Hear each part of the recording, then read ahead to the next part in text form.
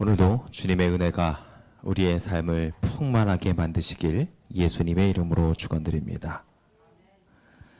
사람은 완전하지 못하다 보니 잘못된 판단을 내리는 경우가 참 많습니다.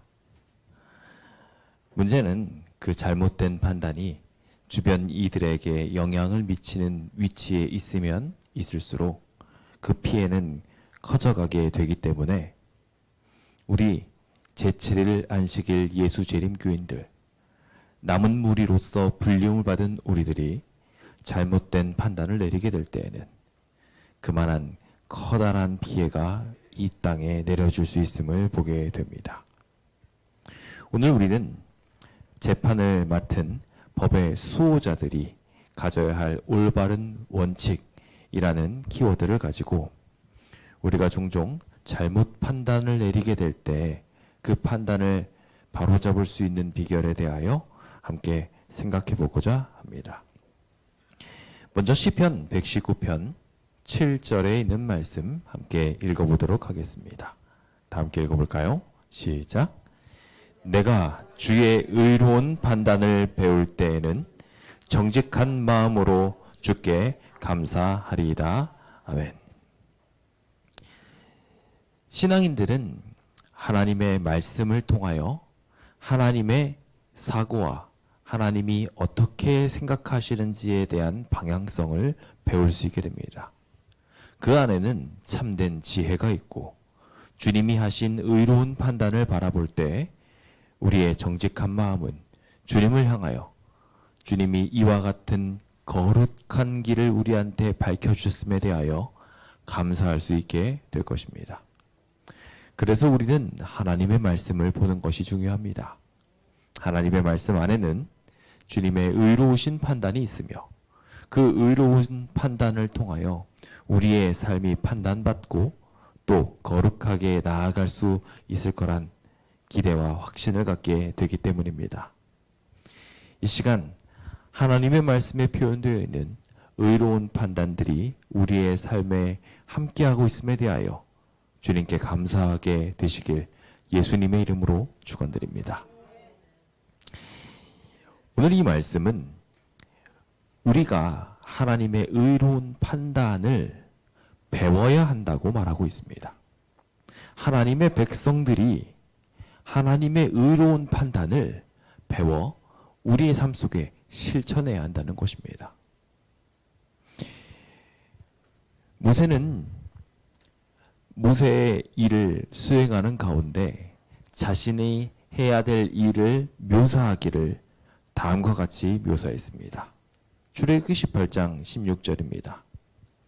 그들이 일이 있으면 내게로 오나니 내가 그 양쪽을 재판하여 하나님의 율례와 법도를 알게 하나이다.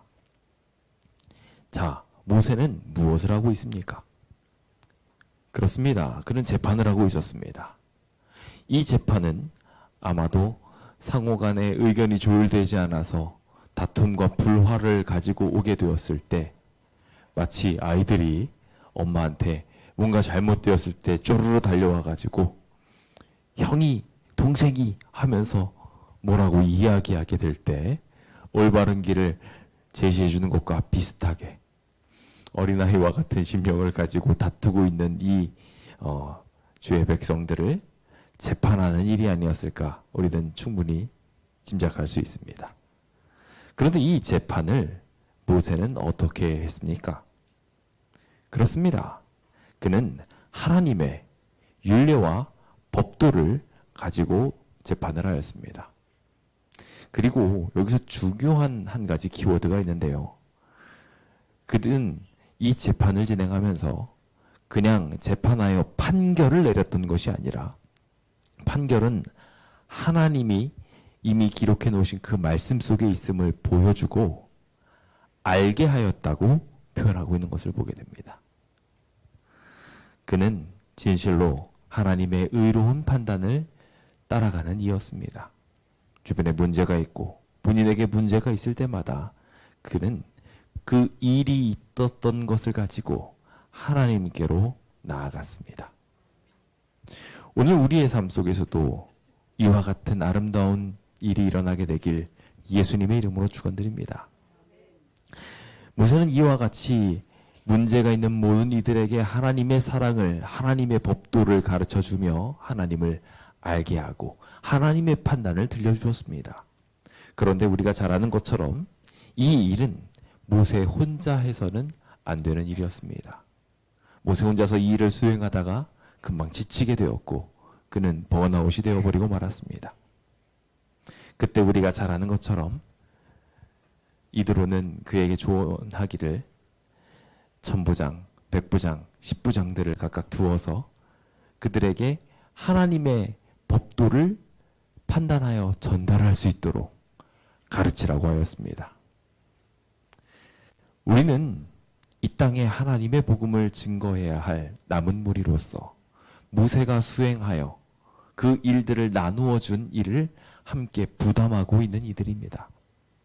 이 세상에 하나님의 판단을 알지 못하여 올바른 길을 걷지 못하는 이들이 있을 때, 서로 다투고 싸우고 짜증내고 있을 때 하나님의 말씀을 통하여 하나님의 의로운 판단을 듣고 그들이 기뻐하고 감사할 수 있게 만들어야 한다는 것입니다.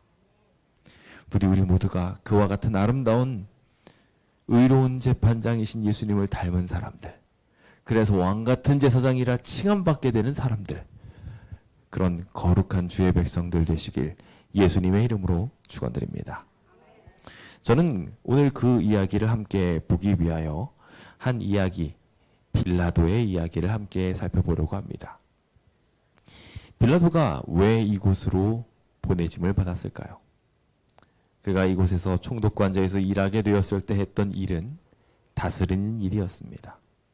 성경에서 다스리는 일은 결과적으로 그들의 삶의 송사를 해결하고 어려운 문제들을 풀어가게 하기 위한 일이었음을 보게 됩니다. 빌라도, 그도 이와 같은 일을 수행하였습니다. 그래서 예수님이 끌려오게 되었을 때 그 판단도 빌라도에게 주어지게 되었었습니다. 참 흥미로운 사건이 아닐 수 없습니다. 만유의 주제이신 주님께서 온 세상을 의롭게 판단하고 계신 중에 판단을 받을 위치에 쓰셔서 빌라도라는 의롭지 못한 재판장 앞에 서신 것입니다. 흠잡을 곳 없으신 주님께서, 누구보다 지혜로우사 완전한 판단을 내릴 수 있는 주님께서 판단받기 위해 그곳에 서신 것입니다. 이것은 우리에게 굉장히 큰 감동을 주는 일입니다. 지금도 주님은 우리를 위하여 판단받는 위치에 서사 우리를 위하여 십자가를 지고 계시기 때문에 그렇습니다. 주님께서 우리가 종종 힘들고 어려워서 주님께 불평하고 때로는 엉뚱한 판단을 해서 우리가 도마 위에 오를 때마다 주님이 대신 그곳에 서 계심을 보게 됩니다. 대신 우리를 위하여 희생하시고 우리를 위하여 보혈을 올려주심을 경험하게 됩니다.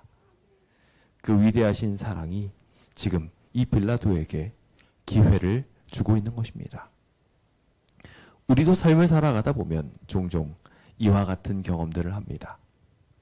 판단받을 만한 위치에 우리가 서 있지 않음에도 불구하고 남들을 판단하게 되고 남들을 재단하게 되는 위치에 종종 우리는 섭니다.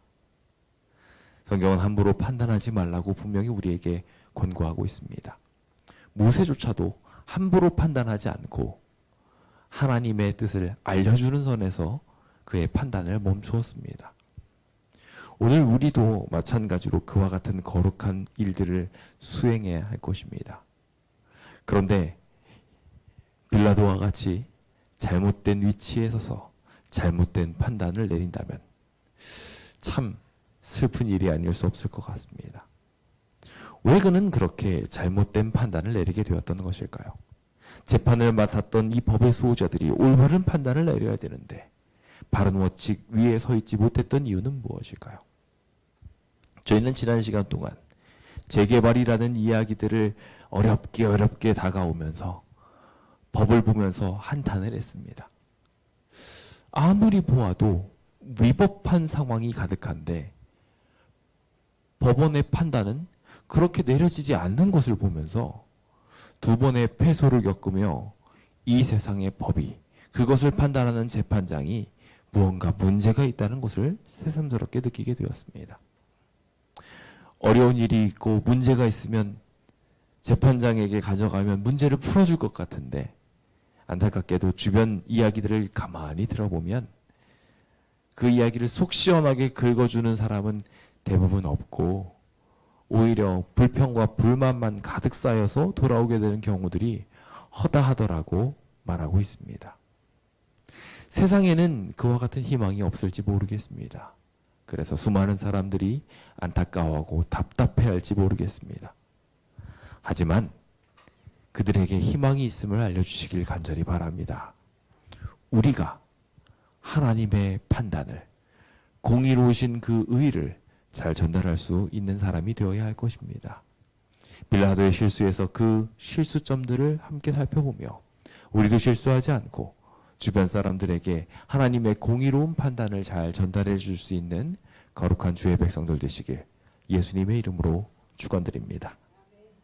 그럼 함께 그 판단을 잘못되게 내렸던 이유에 대하여 함께 살펴봅시다. 빌라도가 그렇게 큰 실수를 저지르게 되었던 첫 번째 이유는 큰 문제들에만 주목하는 습관이 그에게 있었기 때문에 그렇습니다. 많은 일을 하는 사람들은 그 많은 일을 수행하기 위하여 자연스럽게 몸에 습관이 배입니다. 먼저 중요한 일을 하고 그 다음에 세부적인 일을 처리해가는 일들을 하게 되죠. 효과적이고 아주 중요한 일들이기도 합니다. 하지만 중요한 것이 세부적인 이야기들도 놓쳐서는 안 된다는 것입니다. 크고 중요한 일들만 중요한 것이 아니라 결과적으로 그 중대한 문제를 일으키게 한 세세한 문제들도 막아야 한다는 것입니다. 물이 새고 있습니다. 그 물이 점점점 가면서 전기 코드로 가고 있습니다. 커다란 일입니다. 어떻게 해야 되겠습니까? 그럼 그 전기 코드를 빨리 뽑아버리거나 혹은 거기에 가지 못하도록 물을 막는 일을 해야 할 것입니다. 큰 일이고 반드시 해야 되는 일입니다. 하지만 이 물이 어디서 새고 있는지를 아는 일은 더 중요한 일이라 할 수 있을 것입니다. 세세한 일들이 대부분 이와 같이 원인을 제공하는 경우들이 많습니다. 그래서 성경에서는 충성된 자를 표현하면서 다음과 같이 우리에게 가르쳐주고 있습니다.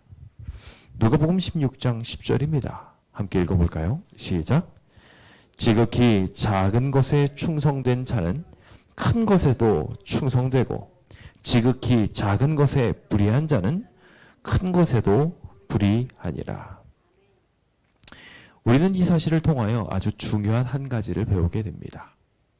우리가 주목해야 할 일, 제대로 된 판단을 하기 위해서 우리의 신경을 곤두세워야 할 일은 큰 것들도 분명히 있겠지만 세밀한 일에 보다 집중할 필요가 있다는 것입니다. 이제 빌라도의 이야기로 들어가 봅시다. 빌라도는 새벽에 갑작스러운 소란을 겪게 됩니다. 새벽에 일어나는 것을 즐겨하는 사람들은 그렇게 많지 않습니다. 한국에서 특별한 그런 정서적 마음이 있어서 간절한 마음이 있는 이들은 새벽마다 정한수를 떠놓고 열심히 기도하곤 합니다. 근데 그렇게 새벽을 깨우는 민족인 우리 한국 사람들조차도 새벽은 힘들게 마련이지요. 여기 마찬가지로 퇴폐적 문화에 가득 차 있었던 로마인이었던 이 빌라도도 새벽 시간은 피곤하고 힘든 시간이었습니다. 새벽에 대제사장들이 와서 소란을 피우는데 굉장히 신경질 나게 만듭니다. 왜 신경질 나게 만드냐면요. 조만간 6월절이 다가오니 내가 당신에게로 못 들어가겠고 당신이 나오라는 겁니다. 기분이 좋으십니까? 나쁘십니까? 무슨 문제가 있어서 도와달라고 안 놓고서는 자기는 그 관저에 들어가면 부정을 입으니까 못 들어가겠다는 거예요. 여기 흉악한 범죄자가 있으니까 나와서 판결해달라는 겁니다. 이건 무슨 법칙인가 싶으면서 굉장히 불평에 가득 찼을 겁니다. 빌라도는 그 마음에 신경질이 가득 나서 이 화를 풀기는 풀어야 되는데 그냥 여기 유대인 제사장한테 풀었다가는 알거든요. 힘들게 만들 거.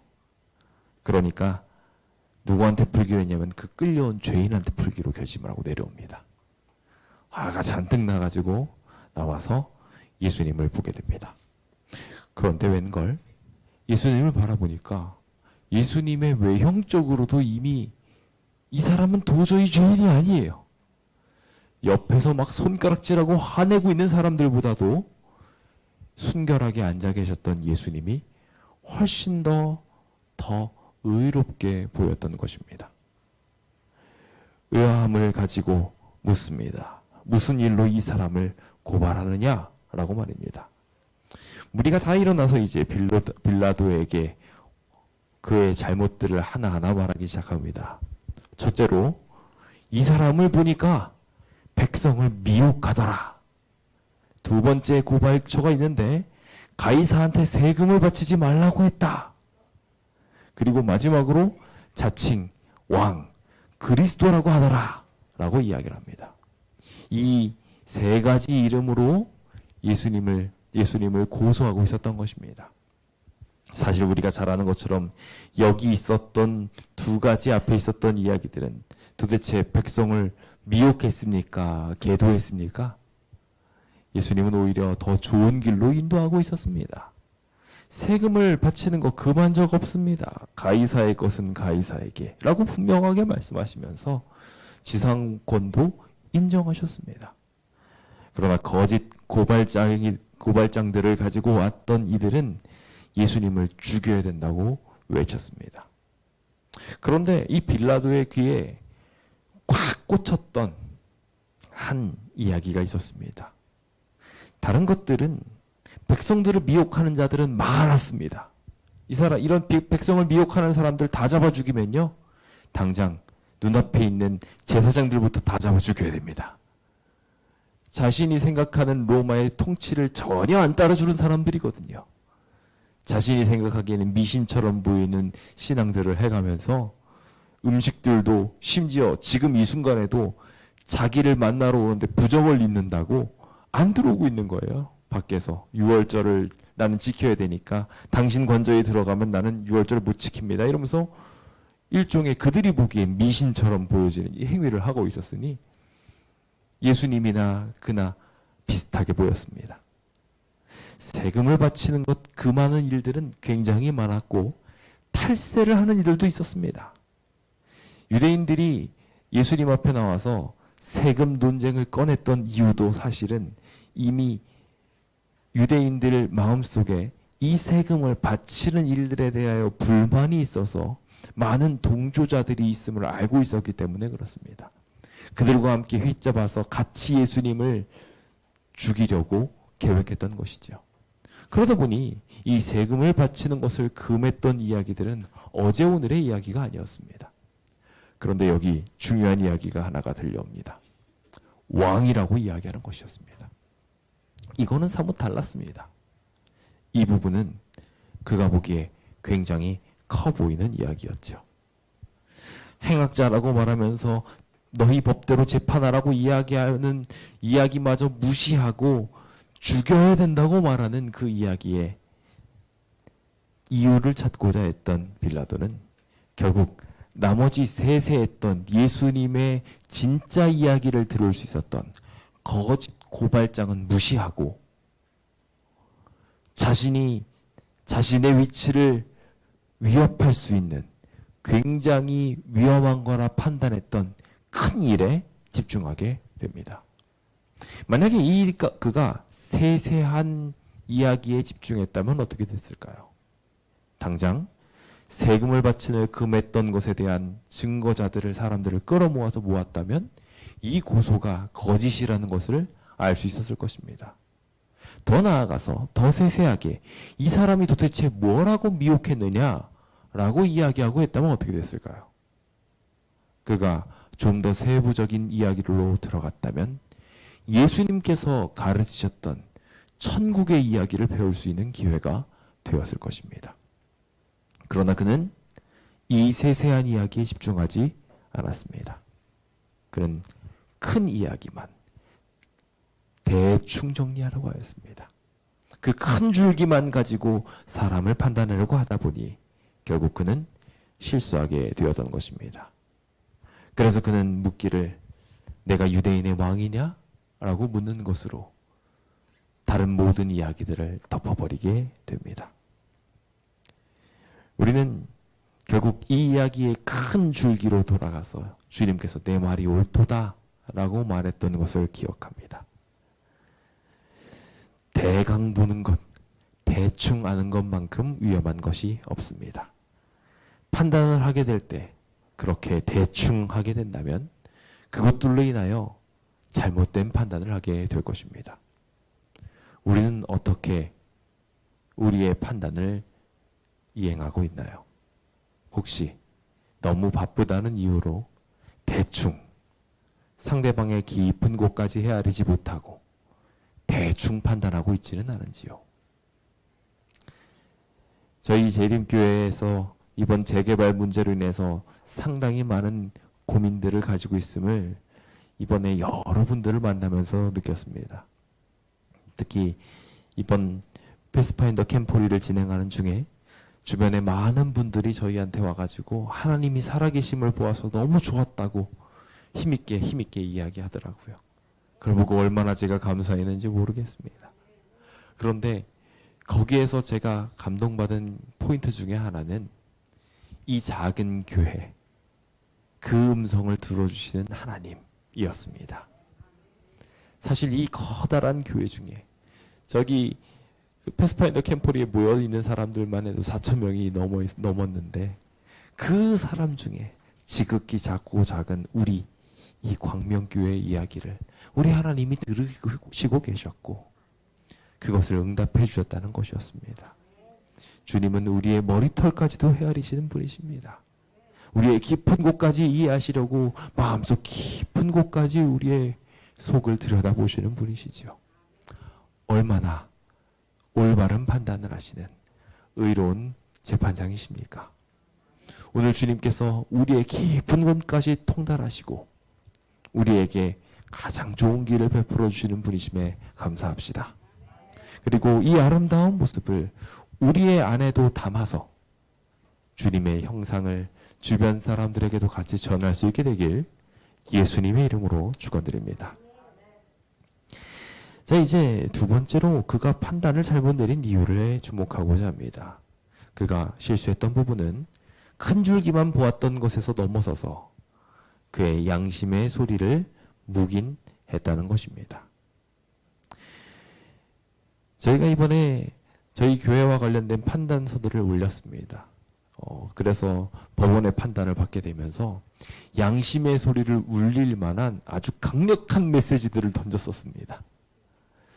초등학생들도 이해하지 못하는 상황들에 대해서 설명을 해가면서 재판장의 마음속에 법은 이거라고 정의를 하고 있는데 초등학교 사전에 나와 있는 이 법의 질서조차 지키지 않는다면 이 법원은 정상적인 법원이 맞습니까? 라고까지 호소를 했었습니다. 아주 강력한 메시지였습니다. 많은 보지도 않으시더라고요. 문제는 생각보다 많은 경우에 우리의 마음을 이와 같이 사단이 닫게 만든다는 것입니다.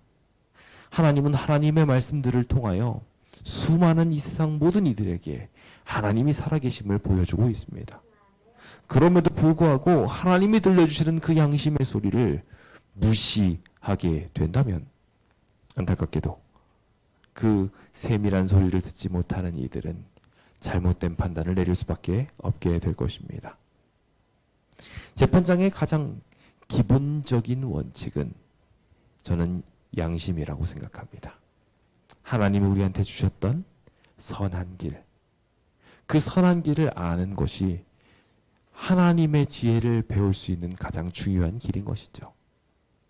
하나님의 길을 따라가는 우리 남은 무리들도 주님의 말씀을 증거해 가면서 이와 같은 지혜를 가질 필요가 있습니다.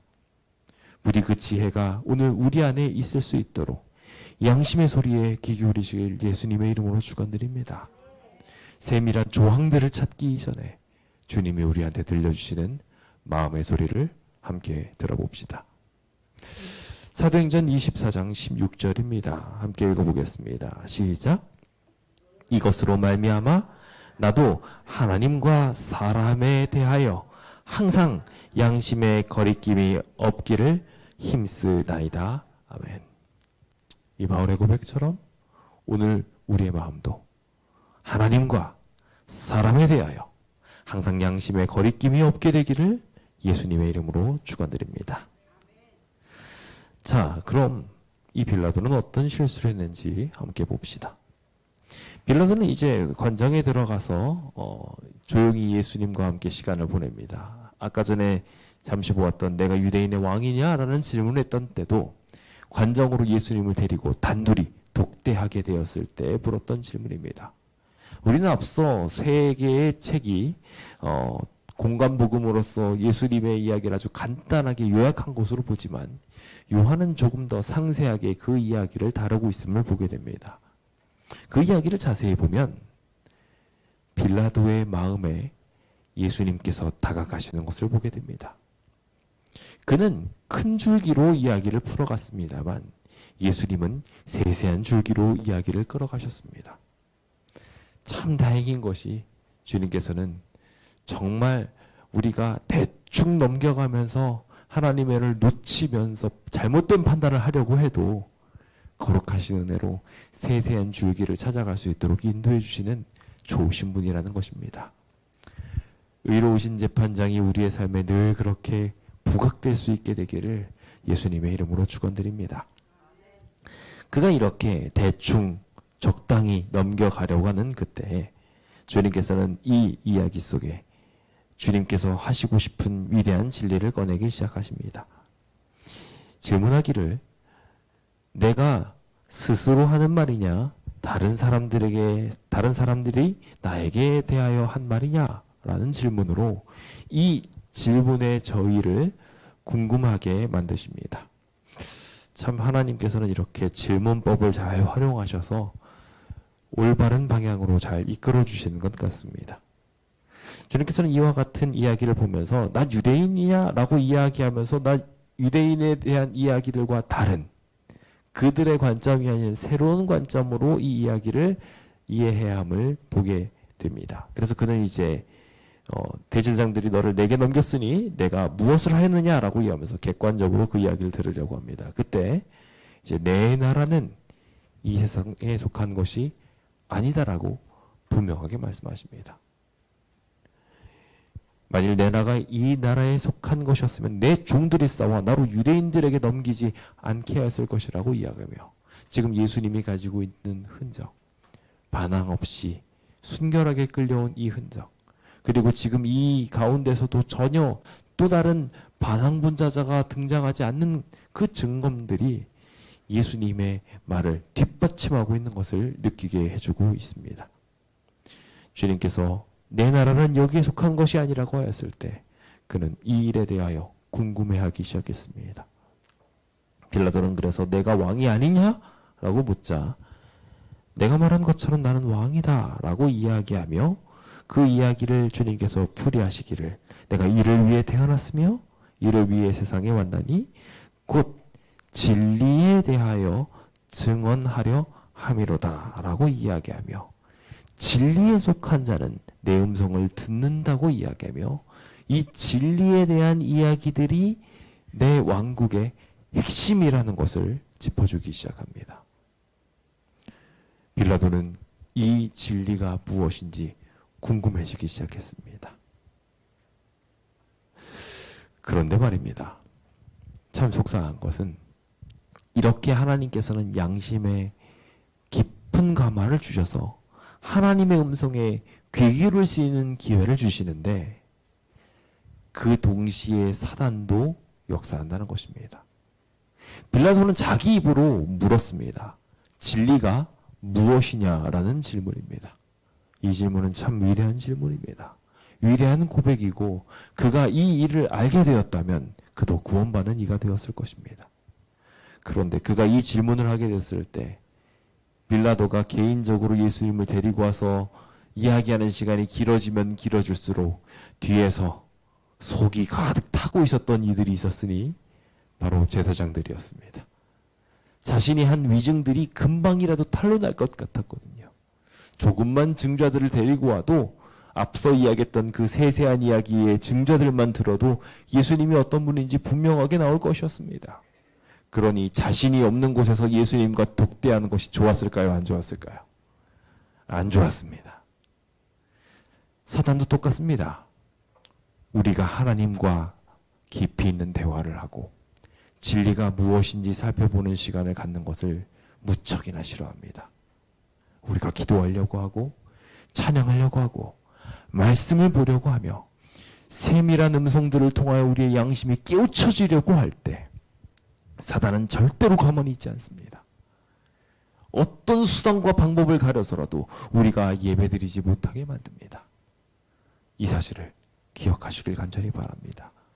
이 사실을 기억하시고 우리의 마음을 지켜야 양심의 소리를 들을 수 있습니다. 만약에 주변에 수많은 소음들에 우리의 귀가 쫑긋되어 있다면 그것으로 말미암아 우리는 하나님의 이야기를 놓쳐버리게 되어버리고 말 것입니다.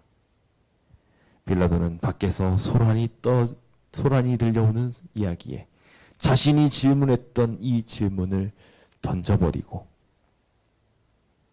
예수님한테 더 이상 그 뒷이야기를 묻지 않은 채 양심으로 나아가야 할 바른 길을 제시받지 못한 채 그는 다시 제사장들에게 향하고 말게 되는 것을 보게 됩니다. 주님은 그 가운데에서도 이 빌라도의 마음을 움직이고 계셨습니다. 수많은 이들이 예수님을 향하여 손가락질하고 공격하고 예수님에 대한 위증들을 하고 있었을 때 답답할 만도 한데요. 그렇잖아요. 억울하고 힘든 일이 생기게 되면 어떻게 됩니까? 당장 말하고 싶지 않습니까? 내가 이러한 사정이 있었다고 변명하기 마련입니다. 그래서 교도소에 가면 한 명도 죄인이 없대요. 다들 스스로 말하기를 나는 잘못이 없다고 말하면서 그렇게 한 사람도 악인이 없다고 말합니다. 세상 천국이 따로 없습니다. 그런데 예수님은 다르셨습니다. 수많은 공격들이 질비했지만 주님은 그 이야기에 잠잠하게 대응하지 않으셨습니다. 당장 우리가 욕을 막 하고 있지도 않은 이야기를 참소를 당한다고 한다면 막 속에서 부글부글 끓어오를 것 같은데 우리만 해도요. 예수님께서는 저 천지와 만물을 창조하신 하나님, 우리와는 존재가 다르신 분이심에도 불구하고 이와 같은 대우를 당하고 계셨습니다. 그런데 그는 잠잠하게 그것을 기다리고 있는 것을 보고 주변에 있는 사람들이 저절로 그 침묵에 깊은 감화를 받았다고 기록하고 있습니다. 여기 이 총독도 마찬가지로 한마디도 대답하지 아니하시는 것을 보고 크게 놀라워했다고 기록하고 있습니다. 그는 마음의 무죄하심을 깊이 느꼈던 것입니다. 그런데 그는 이렇게까지 하나님이 깊이 있게 감동시키고 있었음에도 불구하고 그래서 이가 죄인이 없다라는 것에 대하여 총독국이 깨달을 수 있도록 만들어 주었음에도 불구하고 그는 이 양심의 소리를 애써 무시하고 말았습니다. 그가 예수님을 칭죄하는 것도 안 맞겠다. 그러니 여기 좋은 핑곗거리가 있으니 그래 갈릴리에서부터 와서 소동하게 했다는 이야기에 딱 보면서 그 핑곗거리를 잡아서 예수님을 더 이상 내가 판단하지 않고 넘겨버리겠다고 흘려버리게 되었던 것입니다. 오늘 우리도 이와 같이 주님께서 우리한테 주시는 음성들을 흘려버릴 때가 많음을 고백합니다. 부디 양심의 소리에 귀 기울이게 되시길 예수님의 이름으로 축원드립니다. 우리가 그렇게 할 때 올바른 판단을 내릴 수 있게 될 것입니다.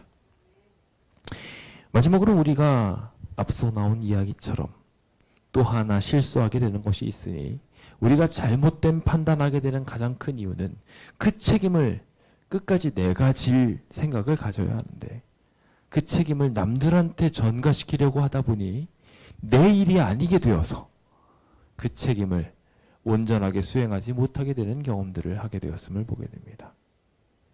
만약에 우리가 이 판단이 내 일이라고 생각한다면 어떻게 될까요? 제가 요즘 서택을 마련하기 위한 그 대출금 마련을 위해서 아주 열심히 뛰어다니고 있습니다. 우리 교회에 조금이라도 더 저리로 이 대출을 하기 위해서 이제 여기저기 알아보고 있죠.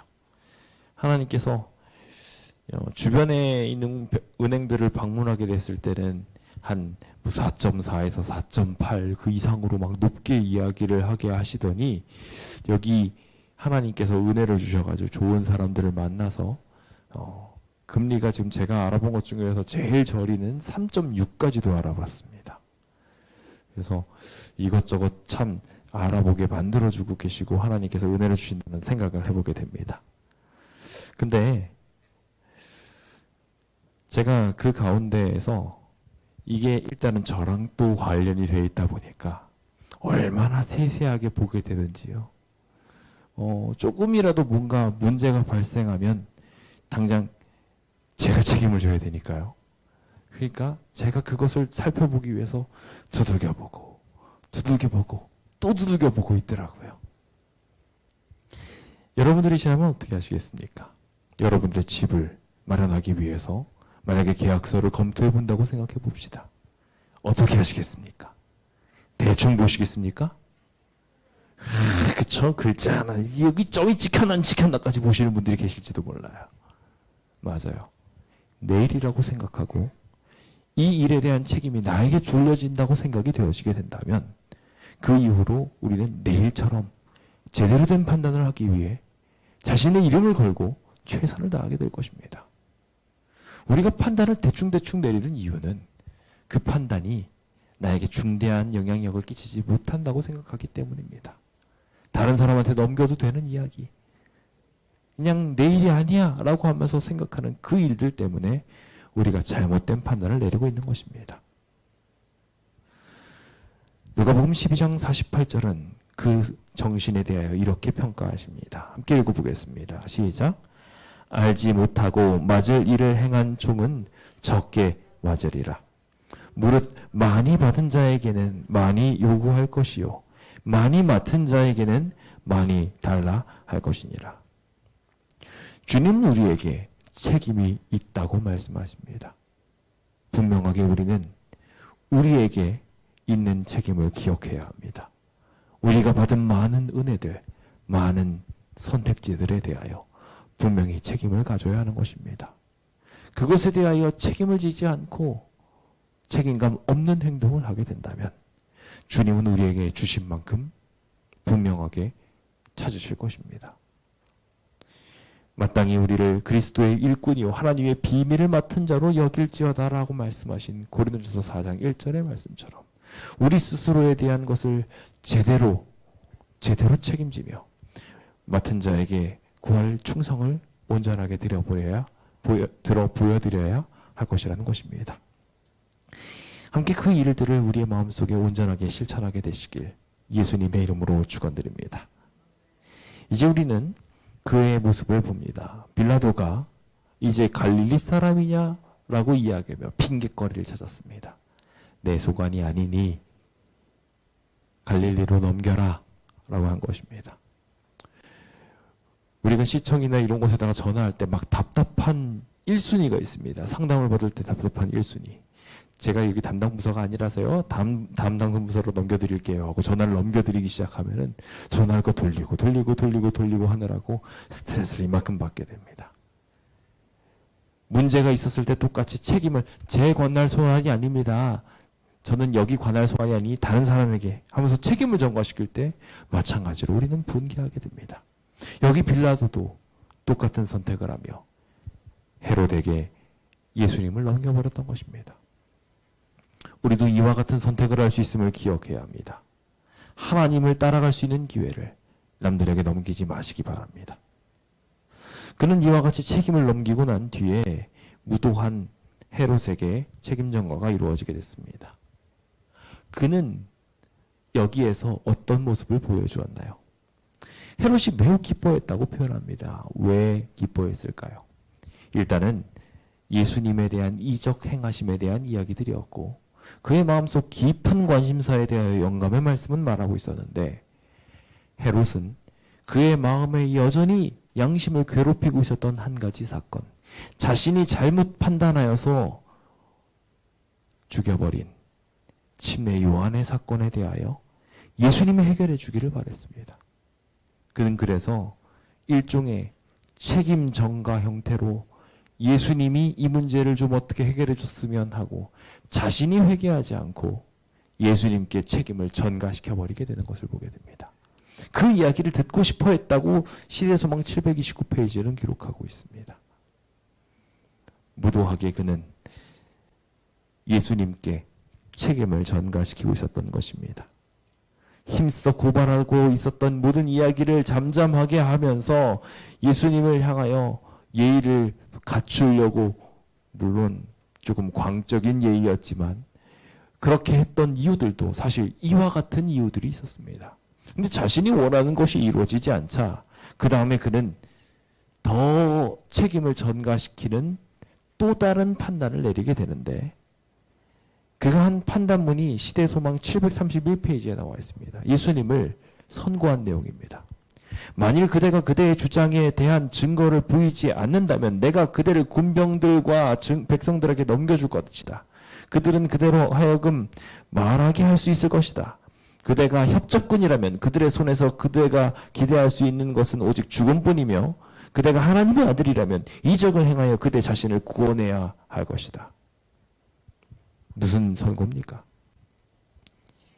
예수님이 이적을 행하다라고 이야기하면서 예수님 자신 스스로를, 예수님이 스스로 자기를 증명해내라고 예수님을 폭도들에서 던져버린 것입니다. 자기가 판단하지 않고. 이 책임 없는 선고는 예수님을 아주 크게 핍박을 당하게 만들고 말았습니다. 오늘 우리도 이와 같은 실수를 범하며 하나님이 우리한테 주시는 은혜들을 제대로 헤아리지 못하는 경험들을 하게 됩니다. 주님은 우리에게 판단의 기회들을 주십니다. 그 책임의 결과들을 하도록 만드시지요. 그러나 우리가 그 은혜들에 대한 판단들을 던져버리며 책임 없이 회피해버리게 된다면 헤롯은 예수님을 구할 수 있는 위치에서 예수님을 핍박하고 조롱하고 모욕한 사람으로 바뀌게 되어버리게 된 것처럼 우리도 동일한 위치에 설 수 있음을 기억해야 할 것입니다. 함께 우리의 삶이 더욱 올바른 판단 내릴 수 있도록 우리의 선택에 책임감을 갖게 되시길 예수님의 이름으로 축원드립니다. 그가 잘못된 판단을 내리게 됐을 때 결국 그는 빌라도와 헤롯이 친구가 되는 악이 끼리끼리 노는 그러한 상황에 놓이게 되었던 것처럼 우리도 어쩌면 이 잘못된 판단으로 사단과 친구가 되어버릴 수도 있다는 생각이 듭니다. 온전한 판단할 수 있게 되기를 예수님의 이름으로 축원드립니다. 저는 이제 말씀을 마무리 지으며 오늘 우리의 삶 속에 책임 있는 지위에 있는 영적인 우리의 삶을 다시 한번 깨달으며 우리의 판단이 건전하고 삐뚤어지지 않도록 특히 여호와를 경외함에 있어서 항상 그 앞에 있어서 자신의 지혜보다도 더 높은 지혜인 하나님의 지혜를 의존해야 함을 호소드리고 싶습니다. 이제 더 이상 큰 문제들만 주목하지 마시고 주님이 우리한테 주시는 작은 충성된 일에 집중해 봅시다. 외부의 소리에 귀 기울이지 마시고 양심의 소리에 귀 기울입시다. 내 책임으로 생각하며 나에게 주어진 선택을 소중하게 여깁시다. 그것이 우리가 가야 할 거룩한 길이 아니겠습니까? 오늘 그 아름다운 길이 우리의 삶에 있게 되시길 간절히 바라면서 오늘 모든 말씀을 마치도록 하겠습니다. 감사합니다. 함께 찬미가 266장 함께 찬양하도록 하겠습니다. 찬양하시면서 오늘 우리가 항상 주님의 올바름을 증거할 수 있는 증인 되겠다고 고백하게 되셨으면 좋겠습니다.